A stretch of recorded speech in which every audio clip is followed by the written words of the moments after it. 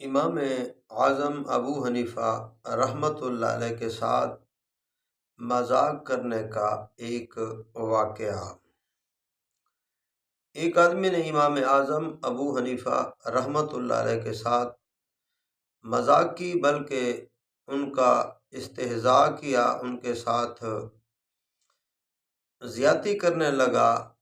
وہ غلط سوچ لے کر گیا تو اللہ رب العزت نے اس کے ساتھ کیا کیا، اس کا بہت برا انجام ہوا۔ علماء کرام نے لکھا ہے کہ ایک واقعہ ہے اور وہ بڑا عجیب واقعہ ہے۔ علماء کرام فرماتے ہیں کہ امام اعظم ابو حنیفہ رحمۃ اللہ علیہ کا ایک مخالف تھا۔ تو امام صاحب کی والدہ جو تھی وہ بیوہ تھی، ان کے والد محترم اس دنیا فانی سے جا چکے تھے۔ تو امام اعظم ابو حنیفہ رحمۃ اللہ علیہ بیان فرما رہے تھے، تو یہ شریر آدمی چلتے چلتے اس بیان کے اندر آیا، اور منہ پھٹ آدمی تھا، بڑا حاسد تھا، بڑا امام اعظم ابو حنیفہ رحمۃ اللہ علیہ کے ساتھ مخالفت رکھتا تھا۔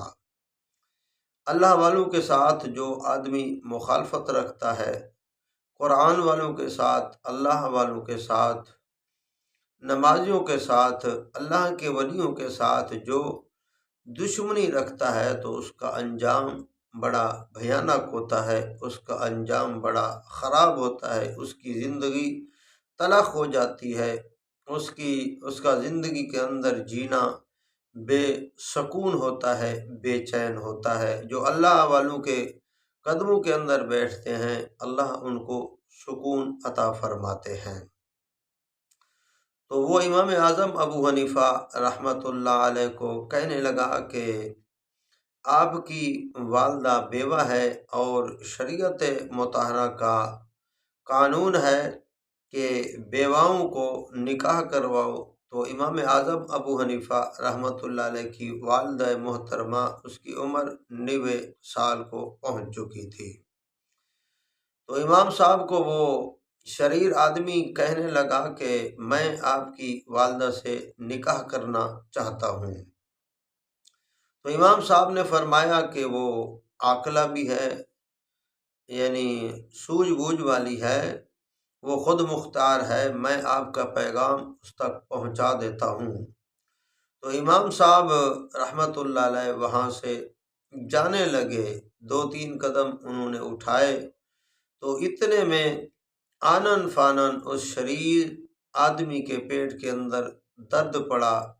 وہ ایسے اتنا شدید درد پڑا کہ وہاں وہ گر پڑا، اور اس کی وہاں پر موت ہو گئی، اس دنیا سے چلا گیا۔ تو آئیے میرے بھائیوں، ہم ذرا خیال کریں، ہم اللہ والوں کی مذاق تو نہیں اڑا رہے، قرآن والوں کا مذاق تو نہیں اڑا رہے، دین اسلام کی جو بات کرتے ہیں ہم ان کا مذاق تو نہیں اڑا رہے۔ اگر ہم ان کی مذاق اڑائیں گے، ان کے ساتھ استہزاء کریں گے، ان کے ساتھ زیادتی کریں گے، ان کے ساتھ شرارتیں کریں گے، تو ہمارا انجام بھی بھیانک ناک ہو سکتا ہے۔ تو آئیے میرے بھائیوں، اللہ والوں کی قدموں کے اندر بیٹھ جائیے، قرآن والوں کے قدموں کے اندر بیٹھ جائیے۔ اللہ والوں کے قدموں کے اندر جب ہم بیٹھیں گے اور اچھی نیت لے کر جائیں گے، تو اللہ رب العزت ہمیں بلند مقام عطا فرمائیں گے۔ اللہ والوں کی خدمت کی وجہ سے، ان کے قدموں کے اندر بیٹھنے کی وجہ سے، ان کے جوتوں کے اندر بیٹھنے کی وجہ سے، اگر ہم اللہ والوں کا استہزاء کریں گے، مذاق اڑائیں گے، ان کے ساتھ شرارتیں کریں گے، تو انجام برا ہو سکتا ہے۔ آئیے میرے بھائیوں، اللہ رب العزت ہم سب کو عمل کرنے کی توفیق عطا فرمائے۔